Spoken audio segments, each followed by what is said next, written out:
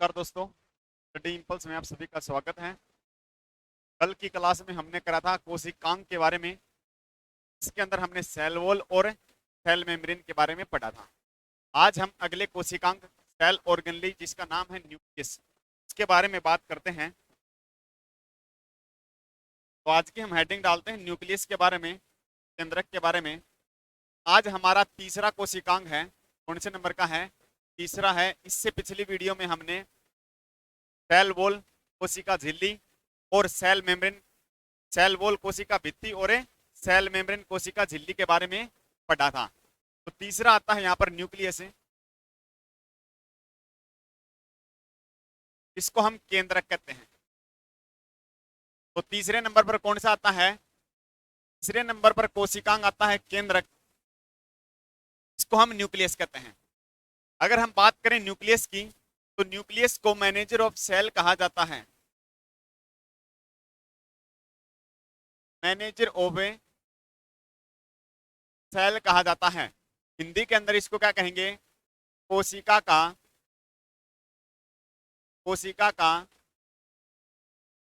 Manager कहा जाता है।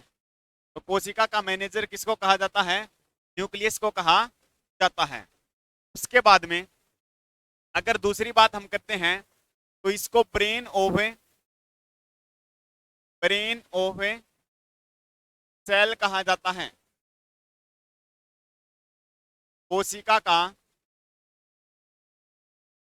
दिमाग, कोशिका का दिमाग किसको कहा जाता है? तो न्यूक्लियस को कहा जाता है। उसके बाद में अगर हम करते हैं, ये जो न्यूक्लियस है, ये जो आरबीसी जो होती है, रेड ब्लड जो सेल होती है, आरबीसी जो होती है, रेड ब्लड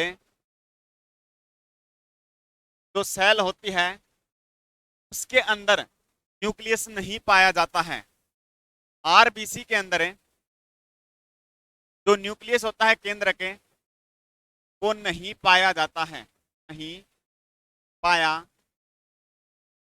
जाता है। तो मानव शरीर के अंदर कौन सी कोशिका ऐसी है जिसके अंदर न्यूक्लियस नहीं पाया जाता है? तो हमारा आंसर कौन सा रहेगा? वो आरबीसी होती है। रेड ब्लड सेल के अंदर न्यूक्लियस केंद्रक नहीं पाया जाता है। इसी कारण आरबीसी को कहा जाता है ब्रेन लेस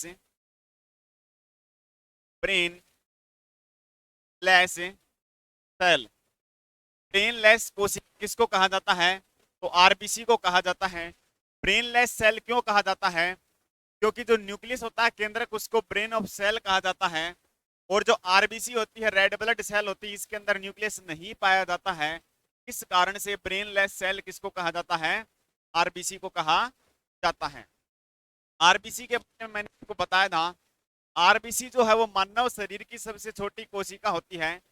मानव शरीर की सबसे छोटी कोशिका कौन सी होती है? तो आरबीसी होती है। और सबसे बड़ी कौन सी होती है? तो डब्ल्यूबीसी होती है। तो आरबीसी को क्या कहा जाता है? ऐसे सेल कहा जाता है। हालांकि यहाँ पर एक अपवाद है। यहाँ पर एक क्या है?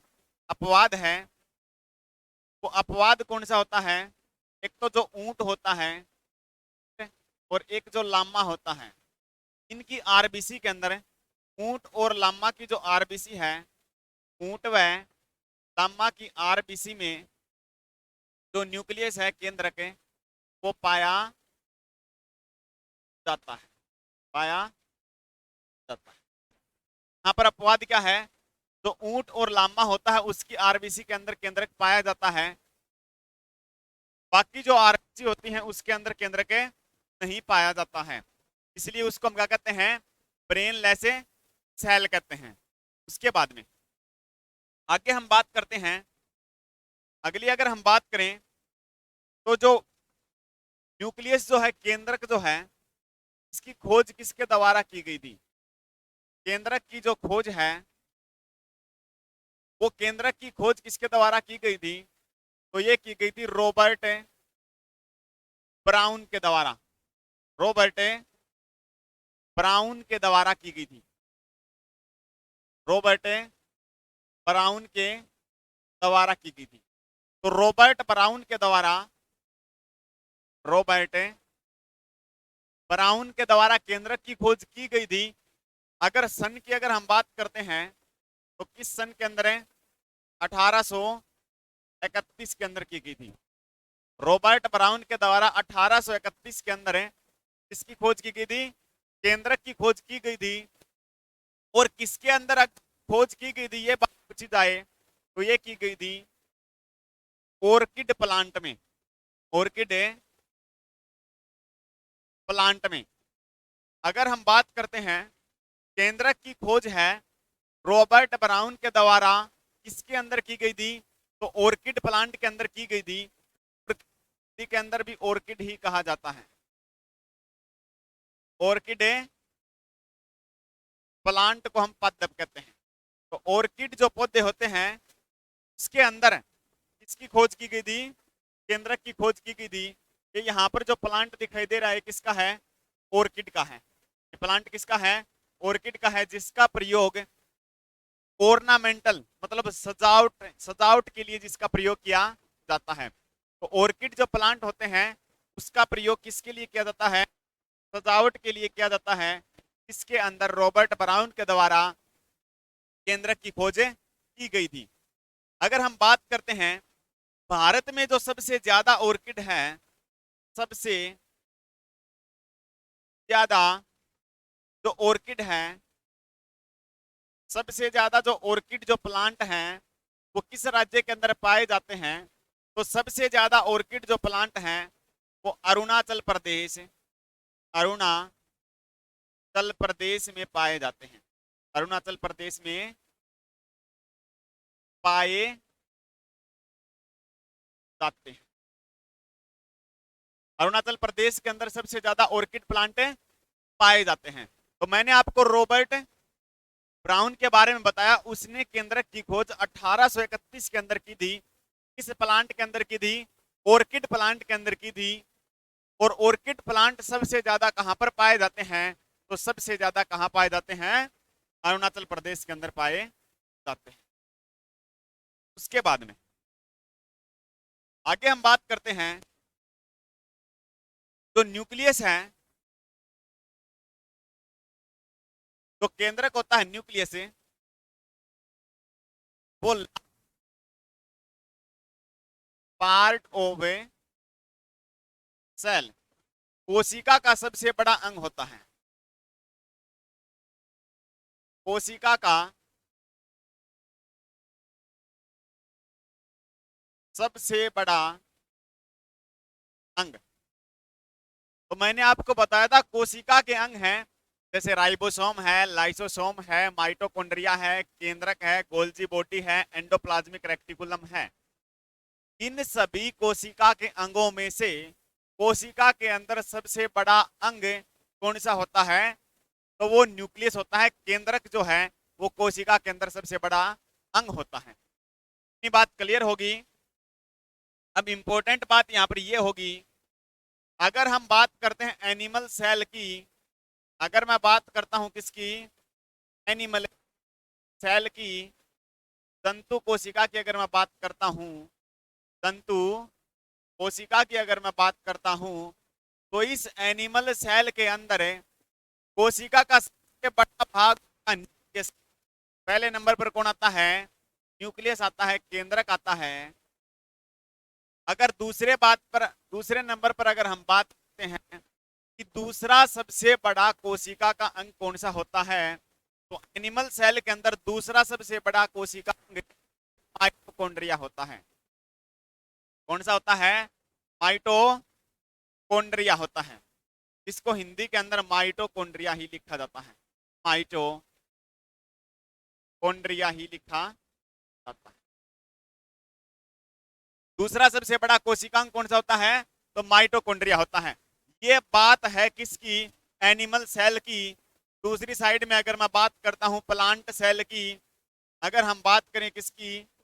प्लांट सेल की, पादप कोशिका की अगर मैं बात करता हूं, तो इसके अंदर सबसे बड़ा पार्ट होता है न्यूक्लियस। कौन सा होता है? न्यूक्लियस होता है, केंद्रक होता है। लेकिन इंपॉर्टेंट बात ये रहेगी कि दूसरा सबसे बड़ा कोशिका का अंग अगर प्लांट सेल की बात करता है तो वो कौन सा होता है? क्लोरो प्लास्ट होता है, जिसको हम हिंदी के अंदर हरित लवक कहते हैं। हरित लवक कहते हैं। तीसरी अगर हम बात करते हैं तो तीसरा सबसे बड़ा कोशिका अंग पादप कोशिका के अंदर माइटोकॉन्ड्रिया होता है। ये बात आपको यहां से ध्यान रखनी होगी। अगर आपसे ये क्वेश्चन कहे कि कोशिका का सबसे बड़ा अंग कौन सा होता है, तो वो होता है न्यूक्लियस, केंद्रक होता है। अगर कहे जंतु कोशिका के अंदर अगर मैं डिवाइड करूं उसको, तो सबसे बड़ा न्यूक्लियस होता है और दूसरे नंबर पर माइटोकॉन्ड्रिया होता है। वहीं पर अगर पादप कोशिका की मैं बात करता हूं तो पहले नंबर पर न्यूक्लियस होता है, दूसरे नंबर पर क्लोरोप्लास्ट हरित लवक होता है और तीसरे नंबर पर माइटोकॉन्ड्रिया होता है। अगर यहीं पर मैं बात करता हूं कोशिका का सबसे छोटा अंग की अगर हम बात करते हैं, तो अगला पॉइंट रहेगा हमारा कोशिका का सबसे छोटा अंग, तो वो कौन सा होता है? राइबोसोम होता है। राइबोसोम होता है। अगर कोशिका के सबसे बड़े अंग की बात करते हैं तो वो न्यूक्लियस होता है, और कोशिका के सबसे छोटे अंग की बात करते हैं तो वो कौन सा होता है? वो राइबोसोम होता है। ये बात थी न्यूक्लियस के बारे में। अब हम इमेज देखते हैं, न्यूक्लियस की इमेज कैसी है। तो ये यहाँ पर आप दिखाई दे रहा होगा, ये इमेज है किसकी है? न्यूक्लियस की है। इस न्यूक्लियस को हम 4 भाग के अंदर पढ़ते हैं। इसके अंदर कितने पार्ट होते हैं? 4 पार्ट होते हैं। तो जो न्यूक्लियस है, उस न्यूक्लियस को कितने भाग में डिवाइड कर रखा है? तो वो 4 पार्ट के अंदर डिवाइड कर रखा है। आमतौर पर 4 भागों के अंदर उसको विभाजित कर रखा है। वो 4 भाग कौन से होते हैं? तो सबसे पहला भाग यहाँ पर ये है, आपको यहाँ पर ये दिखाई दे रहा होगा, यह है न्यूक्लियर एनवलोप। न्यूक्लियर एनवलोप है, सबसे पहला भाग है। इसी पहले भाग को मैं नाम दे सकता हूं यहाँ पर न्यूक्लियर मेम्ब्रेन। इसी को हम क्या नाम दे सकते हैं? न्यूक्लियर मेम्ब्रेन, इसको हम नाम दे सकते हैं। और इसी न्यूक्लियर मेम्ब्रेन को हम क्या कह सकते हैं? न्यूक्लियर एनवलोप भी कह सकते हैं। पहला भाग, इसका दूसरा नाम क्या होगा? न्यूक्लियर एनवलोप होगा। ठीक है। बाहरी आवरण, जो न्यूक्लियस के बाहर से जो बाहरी आवरण होता है, जो न्यूक्लियस को प्रोटेक्शन प्रोवाइड कराता है, उसको हम न्यूक्लियर मेम्ब्रेन या फिर न्यूक्लियर एनवलोप कहते हैं। तो न्यूक्लियर एनवलोप के बारे में अगर हम बात लिखें तो यह क्या होता है? यह जो न्यूक्लियस होता है केंद्रक का, यह केंद्रक का सबसे बाहरी आवरण होता है। यह केंद्रक का बाहरी आवरण होता है, जो केंद्रक को सुरक्षा प्रदान करता है। जो केंद्रक को सुरक्षा प्रदान करता है। तो सबसे बाहरी क्या होता है? न्यूक्लियर एनवलप होता है। वहीं पर अगर मैं दूसरी बात करूं तो इसके अंदर दूसरा पॉइंट होगा, इसका नाम होगा न्यूक्लियोप्लाज्म। दूसरा नाम कौन सा होगा? न्यूक्लियोप्लाज्म। ये दूसरा पॉइंट रहेगा इसका। तो दूसरे पॉइंट की अगर बात करता हूं तो दूसरा पॉइंट रहेगा इसके अंदर दूसरा पार्ट होगा इसके अंदर न्यूक्लियोप्लाज्म।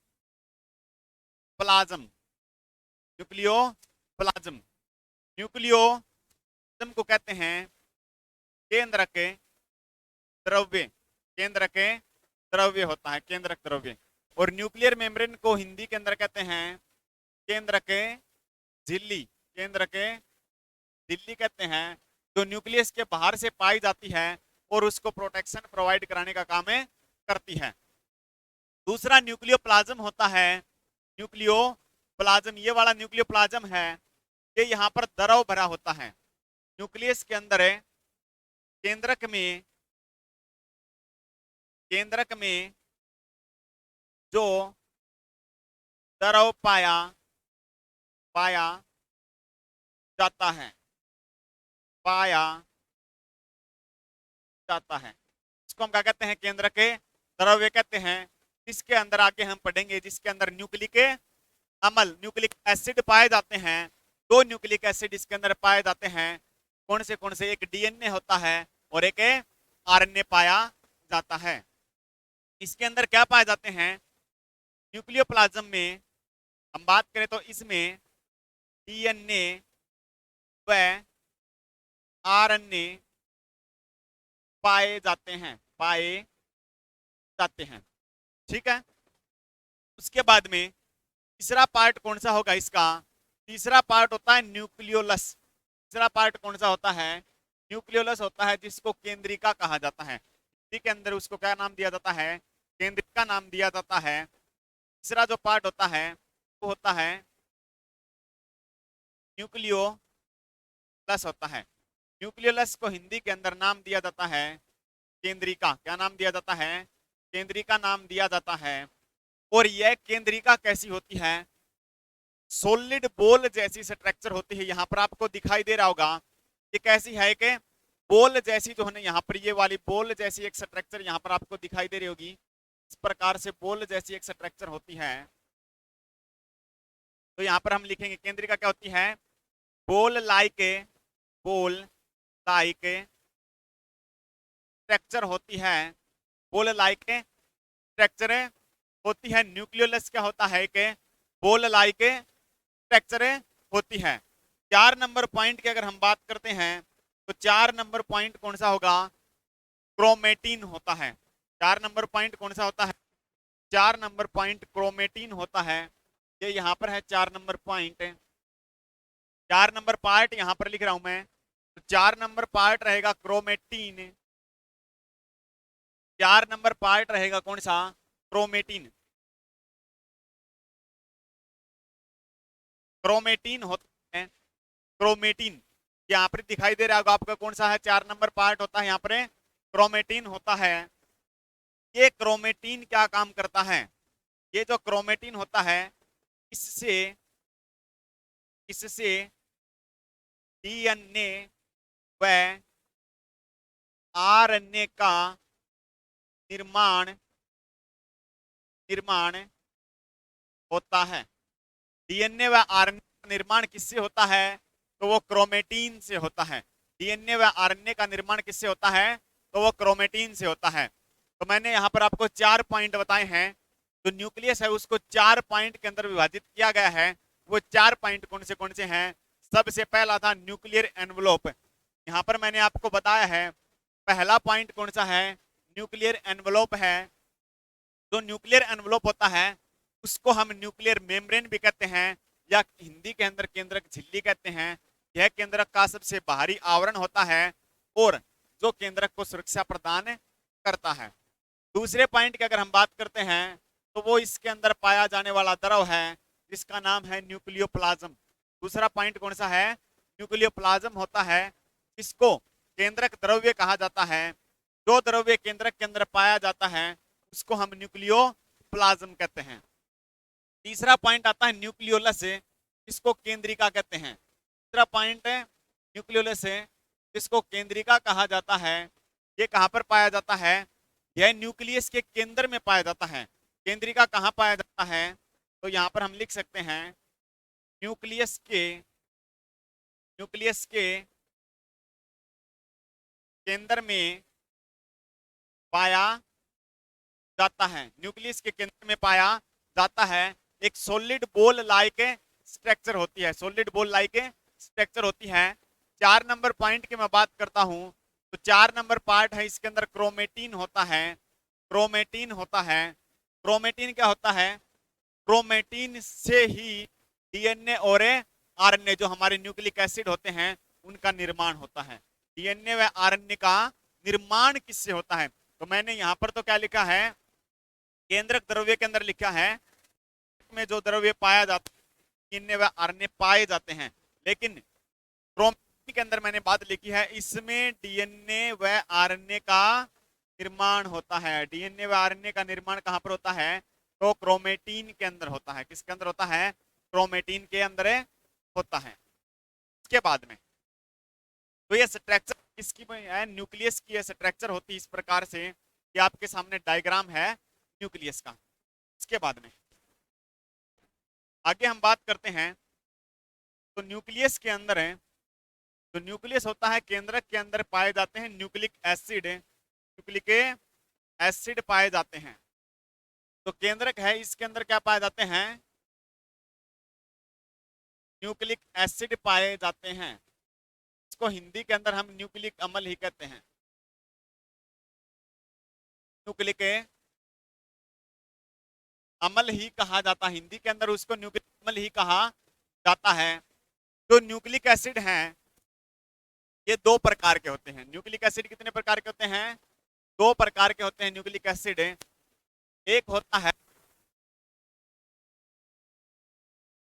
डीएनए और दूसरा होता है आरएनए। एक डीएनए होता है और एक क्या होता है? आरएनए होता है।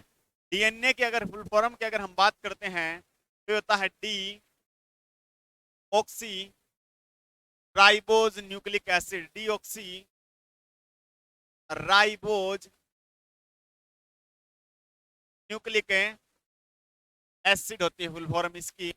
आरएनए की फुल फॉर्म की अगर हम बात करें तो वो होती है राइबोज न्यूक्लिक एसिड होता है। आरएनए की फुल फॉर्म क्या होती है? राइबोज न्यूक्लिक एसिड होता है।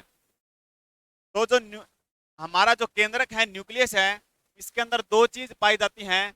एक क्या होता है? डीएनए होता है, एक आरएनए होता है। दोनों ये न्यूक्लिक एसिड होते हैं। डीएनए की फुल फॉर्म में डीऑक्सी राइबो न्यूक्लिक एसिड होती है, आरएनए की full form ribose nucleic acid होती है। अगर मैं बात करता हूं, अगर मैं बात करूं डीएनए की खोज किसके द्वारा की गई थी? डिस्कवरी की अगर हम बात करते हैं, डिस्कवरी की अगर हम बात करते हैं तो डीएनए की खोज किसके द्वारा की गई थी? फ्रेडरिक किस्सर के द्वारा की गई थी। फ्रेडरिक किस्सर के द्वारा खोज की गई थी।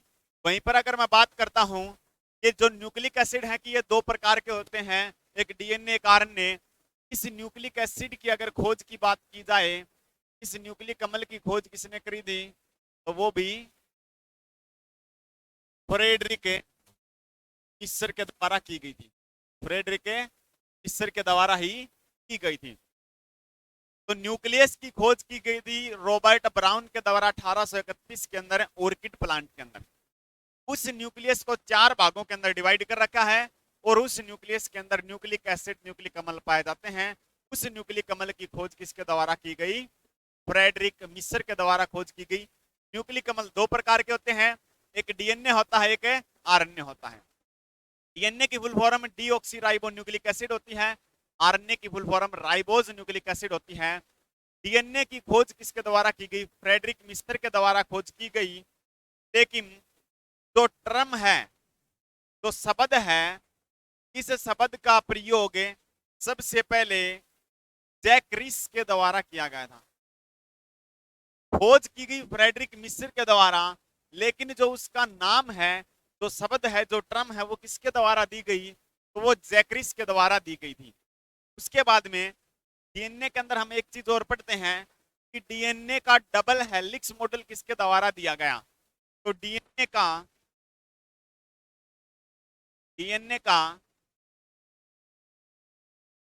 डबल हेलिक्स मॉडल, डीएनए का डबल हेलिक्स मॉडल है वो वाटसन एंड क्रिक के द्वारा, क्रिक के द्वारा, कि हम डीएनए जो देखते हैं उस डीएनए की जो इमेज होती है वो कुछ इस प्रकार से होती है, जो स्ट्रक्चर होती है। ये जो डबल हेलिक्स जो मॉडल है डीएनए का, द्वारा दिया गया फ्रेडरिक, और ये किसके द्वारा? मॉडल किसके द्वारा दिया गया? वाटसन एंड क्रिक के द्वारा दिया गया। तो डीएनए से 3 क्वेश्चन बनते हैं। 3 क्वेश्चन कौन से हैं? इसकी डिस्कवरी करी फ्रेडरिक मिस्र के द्वारा, डीएनए ट्रम या शब्द का प्रयोग किया गया जैक्रिस के द्वारा, और डीएनए का ये जो डबल हेलिक्स जो मॉडल है वो दिया गया वाटसन और क्रिक के द्वारा दिया गया था। दूसरी तरफ अगर हम बात करते हैं आरएनए के बारे में, तो आरएनए की डिस्कवरी, आरएनए की जो खोज है और जो आरएनए की जो ट्रम है शब्द का प्रयोग जो है, ट्रम जो शब्द का प्रयोग है, दोनों के दोनों काम फ्रेडरिक मिस्र के द्वारा ही किए गए थे। फ्रेडरिक मिस्र के द्वारा ही किए गए हैं। तो ये बात आपको ध्यान में रखनी है कि जो डीएनए है इसकी खोज किसने करी, ट्रम शब्द का प्रयोग किसने किया, और दवी हेलिक्स जो मॉडल है वो किसके द्वारा किया गया था। तो डीएनए और आरएनए हैं ये बायोमोलिक्यूल होते हैं। डीएनए एंड आरएनए क्या होते हैं? दोनों के दोनों बायोमोलिक्यूल होते हैं। बायोमोलिक्यूल होते हैं। क्या होते हैं? बायोमोलिक्यूल होते हैं। बायोमोलिक्यूल वो होते हैं जिसके अंदर कार्बन की मात्रा पाई जाती है। तो डीएनए और आरएनए के अंदर कार्बन पाया जाता है, और वो कार्बन कौन सा होता है? वो 5 कार्बन उसके अंदर पाए जाते हैं। जब हम आगे शुगर पढ़ेंगे तब देखेंगे उसके अंदर पेंटोज शुगर पाई जाती है। कौन सी शुगर होती है? पेंटोज शुगर पाई जाती है। तो वहां पर 5 कार्बन मॉलिक्यूल पाए जाते हैं। हम यहाँ पर देखें तो ये डीएनए है। ये क्या है? एक डीएनए की जो है इमेज है, साथ में जो है आरएनए की इमेज है। डीएनए और आरएनए की जो यहाँ पर इमेज है, जो डीएनए होता है ये डबल हेलिक्स होता है। इस प्रकार से होता है, डबल हेलिक्स से तभी कुंडलित होता है इस प्रकार से, तो होरी कुंडली का बना होता है। वहीं पर अगर हम बात आरएनए के अंदर अगर हम बात, तो वो प्रकार से जो है सिंगल स्ट्रैंड का होता है। ठीक है, इसके अंदर क्या होते हैं? इसके अंदर डबल स्ट्रैंड होते हैं, या फिर इसको हम कह सकते हैं ये डबल हेलिक्स होता है। क्या होता है? डबल हेलिक्स होता है। ये क्या होता है? डबल हेलिक्स होता है। और ये क्या होता है? सिंगल हेलिक्स होता है। ये क्या होता है? सिंगल हेलिक्स होता है। तो डीएनए डबल हेलिक्स होता है, आरएनए क्या होता है? सिंगल हेलिक्स होता है। तो यहाँ पर अगर हम देखते हैं एक बार डीएनए के बारे में, तो ये इमेज है किसकी? डीएनए की। डीएनए के अंदर है, अगर मैं यहाँ पर आपको एक पॉइंट लिखवाऊं तो आपको यहाँ पर दिखाई दे रहा होगा, यहाँ पर लिख रखा है राइबोज शुगर है, और यहाँ पर लिख रखा है डीऑक्सी राइबोज शुगर। तो एक अंतर यहाँ पर ये होता है कि जो डीएनए है इसके अंदर जो शुगर पाई जाती है वो कैसी होती है? डीऑक्सी राइबोज शुगर होती है। डीऑक्सी राइबोज शुगर होती है। वहीं पर मैं बात करूं आरएनए के अंदर है, तो आपको यहाँ पर दिखाई दे रहा होगा ये कैसी है? आरएनए के अंदर जो शुगर होती है वो कैसी होती है? राइबोज शुगर होती है। वो कैसी होती है? राइबोज शुगर होती है। यहाँ पर ये इमेज किसकी है? राइबोज शुगर की है। ये इमेज किसकी है? राइबोज शुगर की है। और ये इमेज किसकी है? यहाँ पर है, ये स्ट्रक्चर होगी किसकी? डीऑक्सी राइबोज शुगर की होती है। उसके बाद में अगली बात हम यहाँ पर देखें, यहाँ पर इसके अंदर डीएनए और आरएनए के अंदर न्यूक्लियोटाइड बेस होते हैं। क्या होते हैं? इसके अंदर न्यूक्लियोटाइड बेस होते हैं। तो उसमें न्यूक्लियोटाइड बेस के अंदर क्या अंतर होता है? तो अगली बात हम करें न्यूक्लियोटाइड बेस की अगर हम बात करते हैं, तो डीएनए के अंदर 4 न्यूक्लियोटाइड बेस पाए जाते हैं। ए से होता है एडिनाइन होता है, टी से थाइमीन होता है, टी से गुआनिन होता है, सी से साइटोसिन होता है। तो डीएनए के अंदर 4 न्यूक्लियोटाइड बेस पाए जाते हैं जो कि 2 प्रकार से विभाजित होते हैं, एक प्यूरिन के अंदर होते हैं, एक पिरिमिडिन के अंदर होते हैं। तो आगे हम बात करेंगे कौन से प्यूरिन होते हैं, कौन से पिरिमिडिन होते हैं। वहीं अगर हम बात करते हैं आरएनए की, तो आरएनए के अंदर जो न्यूक्लियोटाइड बेस होते हैं, न्यूक्लियोटाइड जो बेस होते हैं इसके भी होते हैं। ए से होता है एडेनिन,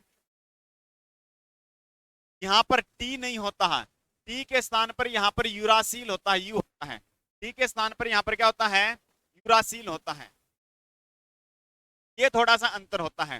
डीएनए और आरएनए में क्या अंतर होता है, पर एडेनिन है तो यहाँ पर भी एडेनिन है, यहाँ पर थाइमिन है तो यहाँ पर क्या होता है, यूरासिल होता है। थाइमिन के स्थान पर आरएनए यूरासिल पाया जाता है। टी से गुआनिन होता है, से गुआनिन होता है, और सी से क्या होता है, साइटोसिन होता है। सी से क्या होता है, साइटोसिन होता है। तो ये क्या होते हैं, न्यूक्लियोटाइड बेस होते हैं, न्यूक्लियोटाइड बेस होते हैं। उसके बाद में इमेज के अंदर अगर हम देखते हैं तो आरएनए के अंदर राइबोज शुगर पाई जाती है, डीएनए के अंदर डीऑक्सीराइबोज शुगर पाई जाती है। न्यूक्लियोटाइड बेस की अगर हम बात करते हैं तो डीएनए के अंदर कौन से होते हैं, एडेनिन होता है, थाइमिन होता है, गुआनिन होता है, साइटोसिन होता है। एडेनिन है, थाइमिन है, गुआनिन है, साइटोसिन होता है। आरएनए के अंदर अगर हम बात करते हैं तो एडेनिन है, यूरासिल है, गुआनिन है, साइटोसिन है। अंतर क्या है, थाइमिन के स्थान पर यूरासिल होता है। आरएनए के अंदर थाइमिन के स्थान पर क्या होता है, यूरासिल पाया जाता है। तो ये यहाँ पर इमेज थी।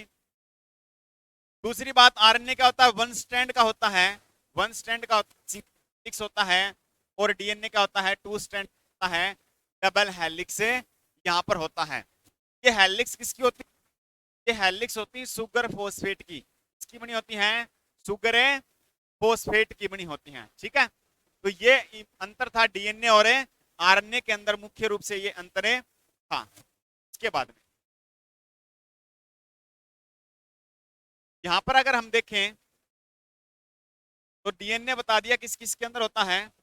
तो न्यूक्लियोटाइड जो बेस होते हैं, न्यूक्लियोटाइड जो बेस होते हैं वो मैंने 4 बताए हैं, उसको 2 प्रकार से विभाजित किया जाता है।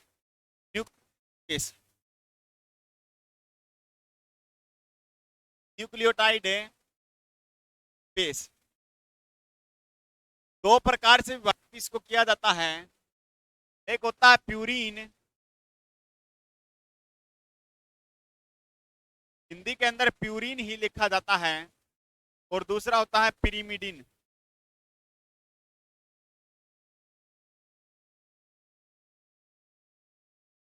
पिरिमिडिन, दूसरा पिरिमिडिन होता है।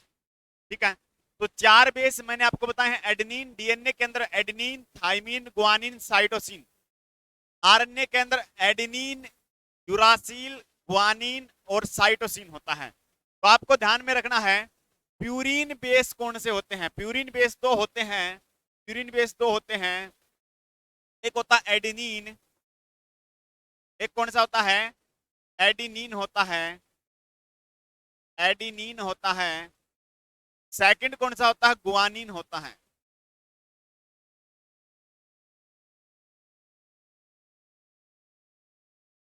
गुआनिन होता है। वहीं पर पिरिमिडिन के अंदर जो भी बच गए वो होते हैं, टी से थाइमिन होता है, टी से थाइमिन होता है, सी से साइटोसिन होता है। अगर आरएनए की कंडीशन आए तो टी के स्थान पर कौन सा आता है, यूरासिल आता है। तो ये बात आपको ध्यान में रखनी है। न्यूक्लियोटाइड बेस को मैंने यहां पर आपको पीछे बताया था, इस इमेज के अंदर बताया कि डीएनए और आरएनए, डीएनए के अंदर शुगर होती है, डीऑक्सीराइबोज शुगर होती है, आरएनए के अंदर राइबोज शुगर होती है। डीएनए के अंदर न्यूक्लियोटाइड बेस होते हैं, एडेनिन होता है, थाइमिन होता है, गुआनिन होता है, साइटोसिन होता है। डीएनए डबल हेलिक्स होता है, डबल स्ट्रैंड का बना होता है। आरएनए के अंदर न्यूक्लियोटाइड बेस होते हैं, 4 होते हैं, एक एडेनिन, थाइमिन के स्थान पर यूरासिल, गुआनिन, साइटोसिन होते हैं, और ये सिंगल हेलिक्स होता है। अब ये न्यूक्लियोटाइड जो बेस हैं वो 2 प्रकार से विभाजित होते हैं। एक प्यूरिन होते हैं, एक पिरिमिडिन होते हैं। प्यूरिन के अंदर दो आते हैं, एक एडेनिन आता है, एक गुआनिन आता है। वहीं पर पिरिमिडिन के अंदर तीन आते हैं, एक थाइमिन आता है, एक साइटोसिन आता है, एक यूरासिल आता है। एक कौन सा आता है? यूरासिल आता है। अगर हम बात करें तो ये आपस में बॉन्ड कौन से के साथ में बनाता है, ये बात अगर हम करते हैं तो यहां पर अगर आपको दिखाई दे रहा होगा तो इस इमेज के अंदर है, इस इमेज के अंदर है, अगर हम यहां पर देखें तो इस इमेज के अंदर यहाँ पर ये दिखाई दे रहा होगा, यहाँ पर ए है, ये एडेनिन है, ये बॉन्ड बनाता है थाइमिन के साथ में, ये थाइमिन है, ये बॉन्ड बनाता है एडेनिन के साथ में। यहाँ पर ये साइटोसिन है, ये बॉन्ड बनाता है ग्वानिन के साथ में, ये ग्वानिन है, ये बॉन्ड बनाता है साइटोसिन के साथ में। तो किस प्रकार से बॉन्ड बनते हैं, क्या क्या बॉन्ड बनते हैं, उसके बारे में अगर हमें अभी देखते हैं। अगर बॉन्ड के बारे में बात की जाए तो बॉन्ड के बारे में यहां पर लिखेंगे, एडेनिन जो होता है वो डबल बॉन्ड बनाता है थाइमीन के साथ में। एडेनिन जो होता है वो डबल बॉन्ड बनाता है थाइमीन के साथ में। और ये बॉन्ड कैसा होता है, तो इस बॉन्ड को कहा जाता है एच बॉन्ड, या इसको हम कह सकते हैं हाइड्रोजन बॉन्ड। कैसा बॉन्ड होता है ये? हाइड्रोजन बॉन्ड होता है, या फिर एच बॉन्ड इसको कहा जाता है। वहीं पर गुआनिन की अगर हम बात करते हैं तो वो ट्रिपल बॉन्ड बनाता है साइटोसिन के साथ में। और यहाँ पर ये बॉन्ड कौन सा होता है, तो ये हाइड्रोजन बॉन्ड होता है, हाइड्रोजन बॉन्ड होता है। कौन सा बॉन्ड होगा? हाइड्रोजन बॉन्ड होगा। ये बात है किसके बारे में? डीएनए के बारे में। अगर आरएनए की कंडीशन अगर हम करते हैं तो आरएनए के अंदर एडेनिन डबल बॉन्ड बनाता है यूरासिल के साथ में, और गुआनिन ट्रिपल बॉन्ड बनाता है साइटोसिन के साथ में।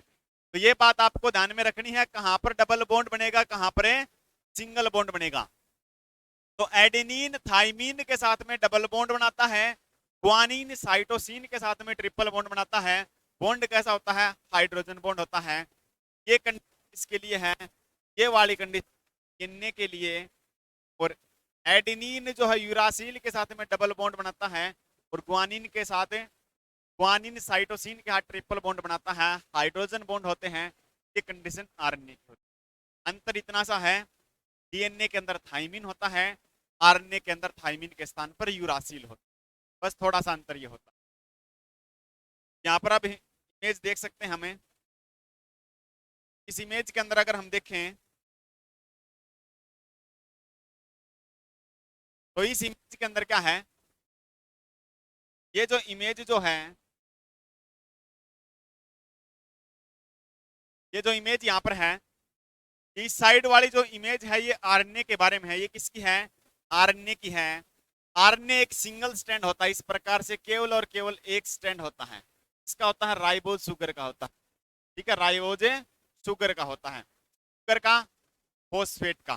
शुगर के साथ में कौन सा ग्रुप होता है? फोस्फेट ग्रुप होता है। इसके अंदर कौन सा ग्रुप पाया जाता है? तो फोस्फेट ग्रुप पाया जाता है। शुगर की अगर हम बात करते हैं तो वो कौन सी होती है?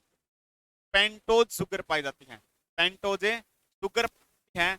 आरएनए के अंदर राइबोज शुगर होती है, डीएनए के अंदर डीऑक्सी राइबोज शुगर होती है। तो क्या होता है? सिंगल स्ट्रैंड होता है। वहीं पर डीएनए क्या होता है? इस प्रकार से क्या होता है? डबल स्ट्रैंड का होता है, डबल हेलिक्स होता है। और ये डबल हेलिक्स वाला जो मॉडल है वाटसन और क्रिक द्वारा दिया गया था। क्या था? वाटसन और क्रिक के द्वारा दिया गया। उसके अंदर न्यूक्लियोटाइड बेस, न्यूक्लियो बेस पाए जाते हैं। आरएनए के अंदर मैंने आपको बताया है एडेनिन होता है, थाइमिन के स्थान पर यूरासिल होता है, गुआनिन होता है, साइटोसिन होता है, ठीक है। आरएनए के केस में एडेनिन जो है डबल बॉन्ड बनाता है। कैसा बॉन्ड है? Double bond. कौन सा बॉन्ड है? हाइड्रोजन बॉन्ड बनाता है। किसके साथ में? यूरासिल के साथ में। गुआनिन साइटोसिन के हाथ में ट्रिपल हाइड्रोजन बॉन्ड बनाता है, एच बॉन्ड बनाता है। गुआनिन साइटोसिन के साथ में कैसा बॉन्ड बनाता है? ट्रिपल हाइड्रोजन बॉन्ड बनाता है। की अगर मैं बात करूं तो डीऑक्सी राइबो न्यूक्लिक एसिड इसकी फुल फॉर्म होती है। एडेनिन थाइमिन के साथ में डबल बॉन्ड बनाता है, गुआनिन साइटोसिन के हाथ में ट्रिपल बॉन्ड बनाता है। इस प्रकार से बेस पेयर होते हैं, गुआनिन साइटोसिन के हाथ में, साइटोसिन गुआनिन के साथ में, थाइमिन एडेनिन के साथ में, एडेनिन थाइमिन के साथ में, इस प्रकार से इसके अंदर क्या होते हैं, बॉन्ड होते हैं। इतनी बात क्लियर है। उसके बाद में अगर हम बात करें, ये डीएनए जो है हमें दिखाई दे रहा है, डीएनए की जो इमेज हमें दिखाई दे रही है, इस डीएनए के अंदर ये जो बेस हैं एडेनिन थाइमिन, इनके बीच में कितना अंतर होता है, और ये पूरा जो डीएनए होता है इसका डायमीटर कितना होता है, कितनी इसकी लेंथ होती है, क्या कुछ होता है, उसके बारे में हम अब देखें।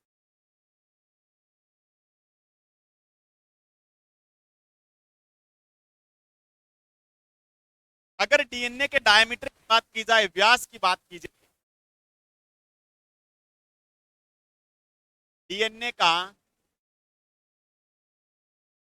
डायामीटर कितना होता है, तो डीएनए का डायामीटर, व्यास, देखो व्यास कौन सा होगा, डीएनए के अंदर व्यास ये होगा यहां से लेकर के और यहां तक का जो ये जो लंबाई है, ये जो लेंथ है, ये कितनी होती है, ये क्या है, डीएनए का डायामीटर है।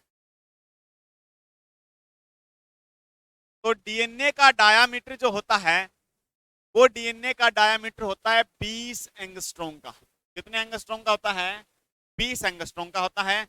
और मैंने आपको बताया था एक एंगस्ट्रॉम जो है वो बराबर होता है 10 की पावर, एक एंगस्ट्रॉम बराबर होता है 10 की पावर -10 मीटर के बराबर। एक एंगस्ट्रॉम 10 की पावर -10 मीटर के बराबर है।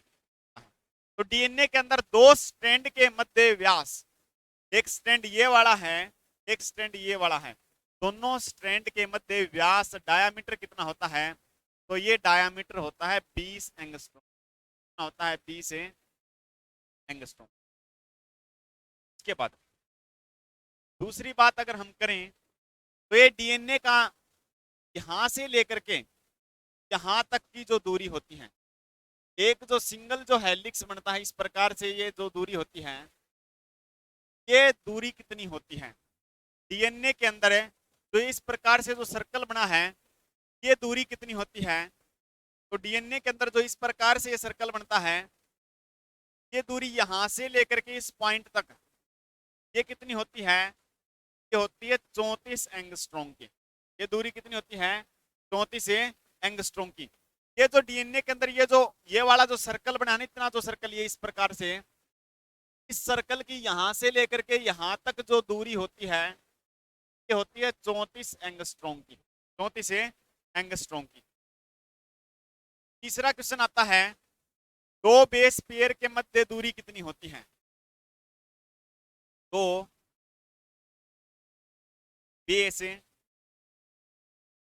पेयर के मध्य दूरी, दो बेस पेयर के मध्य दूरी कौन सी, जैसे यहां पर है ये वाली, ये एक बेस पेयर ये है, एक बेस पेयर ये है, ये वाली जो दूरी होती है, दो बेस पेयर के मध्य दूरी कितनी होती है डीएनए के अंदर है, तो वो होती है 3.4 एंगस्ट्रॉम की। वो दूरी कितनी होती है, 3.4 एंगस्ट्रॉम की होती है। तो टोटल यहां तक ये पूरा सर्कल जो होता है वो 34 एंगस्ट्रॉम का होता है, और दो बेस पेयर के मध्य की दूरी कितनी होती है, 3.4 एंगस्ट्रॉम की होती है। तो एक सर्कल में, एक सर्कल में कुल 10 बेस पेयर आते हैं, बेस पेयर आते हैं। अगर हम बात करते हैं तो एक सर्कल के अंदर ये वाला जो एक सर्कल कंप्लीट होता है यहां से यहां तक का, इसके अंदर कितने बेस पेयर आते हैं, तो इसके अंदर टोटल जो है वो 10 बेस पेयर आते हैं। टोटल कितने बेस पेयर आते हैं, 10 बेस पेयर आते हैं। तो यहां से 3 क्वेश्चन क्लियर होते हैं।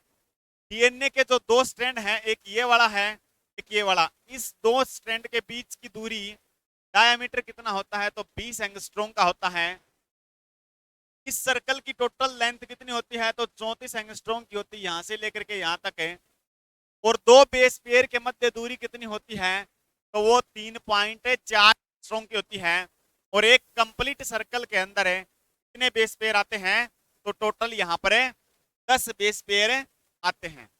उसके बाद में अगली बात हम करें, जो डीएनए है वो सेल के अंदर कहां कहां पर पाया जाता है, जो डीएनए है,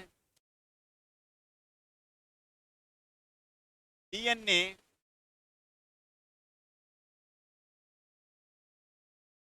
कोशिका में कहां पर पाया जाता है? पाया, सबसे पहला तो हमने पॉइंट शुरू ही यहां से किया था कि न्यूक्लियस के अंदर क्या होता है, डीएनए और आरएनए होता है। तो पहला पॉइंट तो यही होता है कि न्यूक्लियस के अंदर, केंद्रक के अंदर, केंद्रक के अंदर क्या पाया जाता है, डीएनए पाया जाता है। दूसरा पाया जाता है माइटोकॉन्ड्रिया के अंदर, माइटोकॉन्ड्रिया के अंदर पाया जाता है। माइटोकॉन्ड्रिया को हिंदी में माइटोकॉन्ड्रिया ही कहा जाता है, माइटोकॉन्ड्रिया ही कहा जाता है, माइटोकॉन्ड्रिया के अंदर पाया जाता है।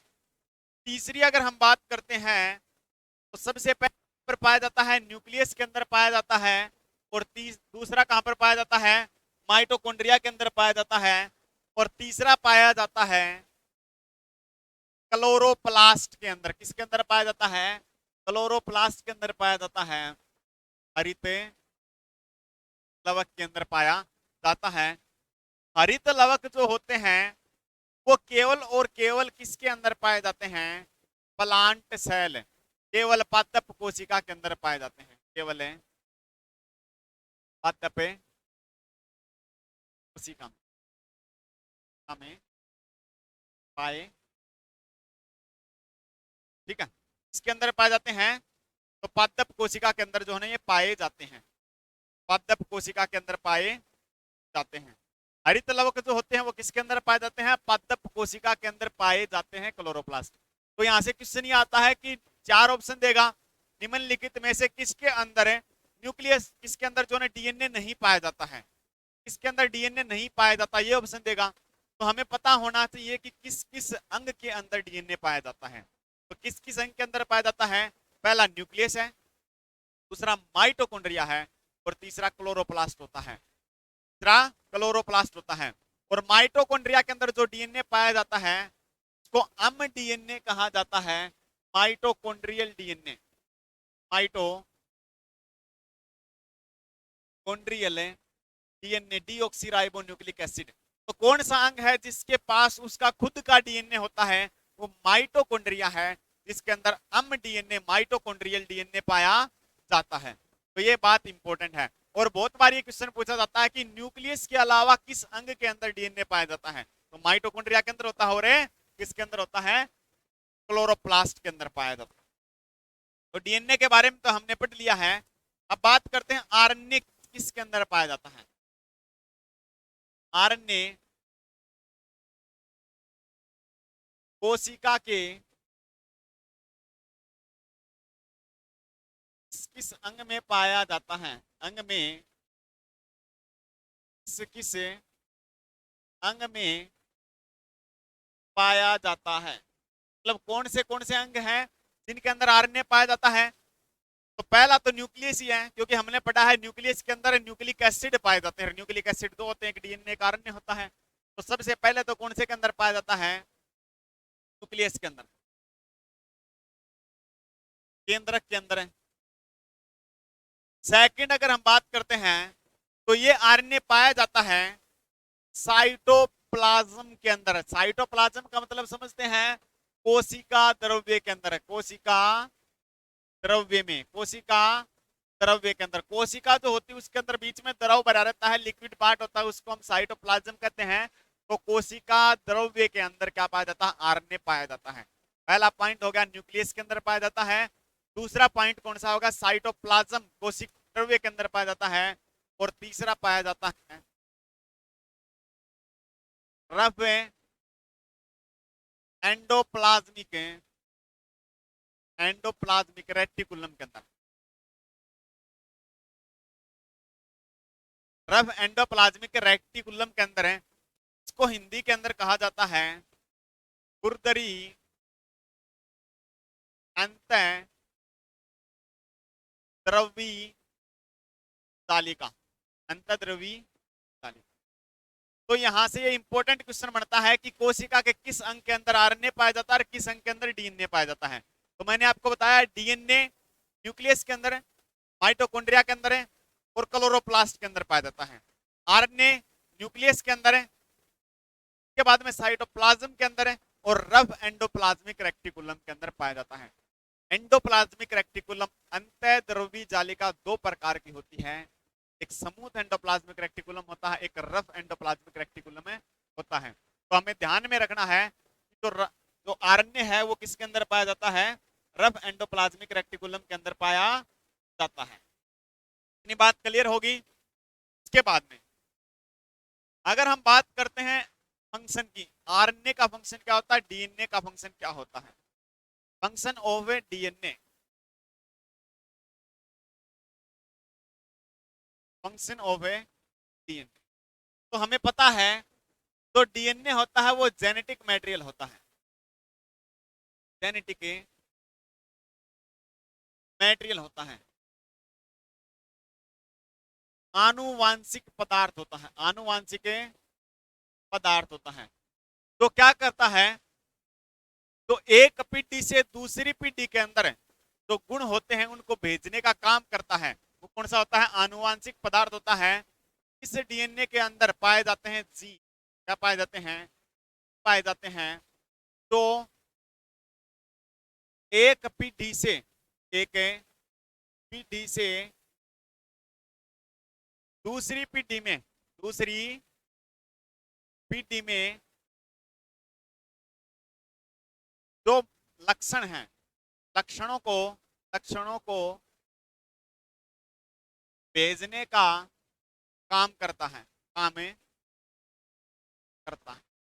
ठीक है, तो आनुवांशिक जो लक्षण होते हैं जो पीढ़ी दर चले आते हैं उनको भेजने का कार्य, एक पीढ़ी से दूसरी पीढ़ी के अंदर भेजने का कार्य किसका होता है, जीन का होता है। किसका होता है, जीन का होता है। और जीन क्या होती है, जेनेटिक्स के अंदर स्मॉलेस्ट यूनिट होती है, स्मॉलेस्ट यूनिट होती है। जेनेटिक्स के अंदर आनुवांशिकी के अंदर सबसे छोटी यूनिट कौन सी होती है, जीन होती है। और जीन क्या होता है, सेगमेंट, सेगमेंट ऑफ डीएनए। मान लो इस प्रकार से कोई डीएनए है, मान लो इस प्रकार से ये डीएनए है, तो इस डीएनए का एक सेगमेंट क्या होता है, ये कंप्लीट तो क्या है, कंप्लीट तो ये डीएनए है, इसके अंदर एक स्ट्रैंड ये है, दूसरा स्ट्रैंड ये है, और इसका एक सेगमेंट क्या होता है, जीन होता है। तो पीढ़ी दर पीढ़ी लक्षणों को एक पीढ़ी से दूसरी पीढ़ी, दूसरी से तीसरी पीढ़ी के अंदर लक्षणों को भेजने का कार्य किसका होता है, तो ये जीन का होता है। ठीक है, इसके बाद में फंक्शन ऑफ आरएनए की अगर हम बात करते हैं, function of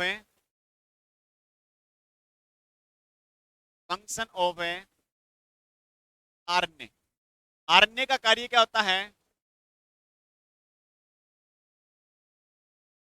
synthesise protein, protein synthesise का काम होता है इसका, प्रोटीन संश्लेषण का कार्य करता है, प्रोटीन संश्लेषण का कार्य करता है।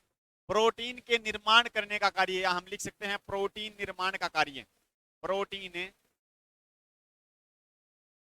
निर्माण का कार्य किसका होता है, आरएनए का होता है। ठीक है, प्रोटीन निर्माण का कार्य किसका होता है, आरएनए का होता है। आरएनए तीन प्रकार के होते हैं, एम आरएनए, आर आरएनए और टी आरएनए होता है। आरएनए कितने प्रकार के होते हैं, तीन प्रकार के होते हैं। इसके बारे में हम बात करेंगे अगली क्लास के अंदर। अगर आपको ये वीडियो अच्छी लगे तो लाइक करें, शेयर करें और चैनल को सब्सक्राइब करें। धन्यवाद।